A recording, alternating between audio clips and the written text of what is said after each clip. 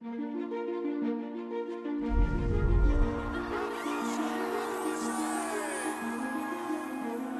circus is not a place of great wonder and mystery. It's a combination of freak show and monsters. It's a brutal place.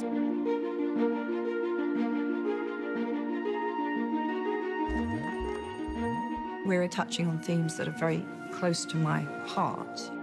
This is an aspect of the magical world that I never really explored in Potter, even though I knew it was there. The circus stuff, and I quite enjoy that research, trying to create some animals that look like they haven't necessarily been cared for the best, and you've got to feel for them, they've got to have that heart, and it's quite nice to be able to try and create that. Well, that'll be the zoo. There's a Chinese bestiary that is utterly fascinating. The Zulu is described in Chinese mythology as a gigantic elephant-sized cat, 5-colored, and the Zulu is very fond of newt, but to anyone else, absolutely horrific. And that's where everyone has an, David Heyman, David Yates, Joe, everyone that comes in has an opinion because they're such important creatures, and, making it Chinese, making it cat-like. But if you read the descriptions in Fantastic Beasts, the actual book, you'd be plonking bits of animal together, and that's okay, but, you kind of want to give it its own heritage, if you like, its own being. So you've got to look elsewhere as well. And it's tough, it's really tough, because the natural world is so amazing. It's hard to come up with original, new, fully functioning, believable creatures. It was insane for the circus to think that they could exhibit a Zulu without trouble, but they are a little arrogant, and what happens is predictably awful. You don't want something like that loose on the streets.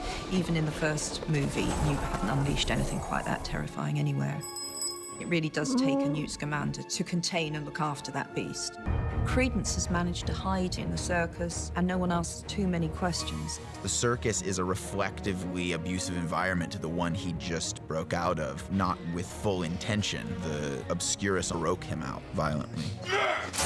Credence, who has truly had nothing to live for except to know who he is, also realizes he had, at least almost, something to live for in his companion.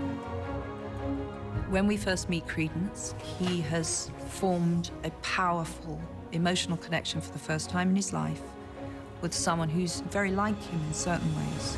Nagini.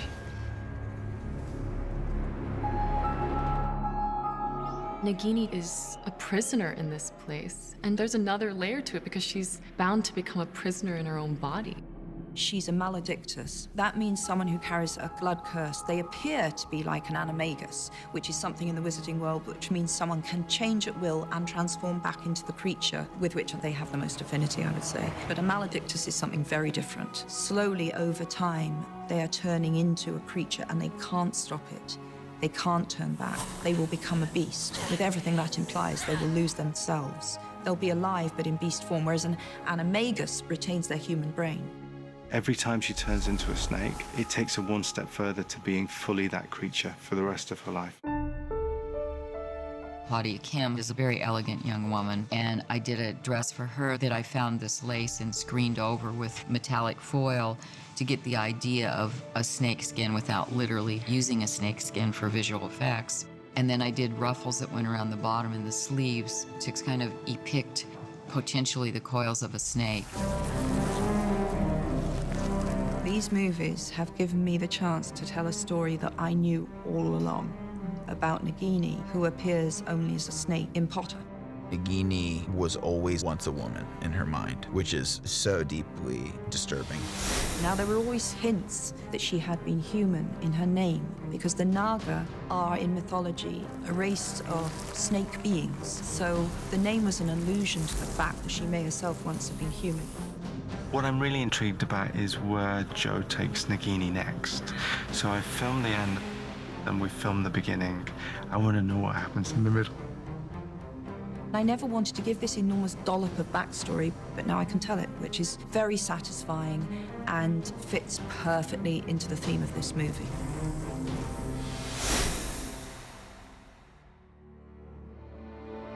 For Credence, His big question is, who am I? We know he's very, very powerful to have survived this condition so long.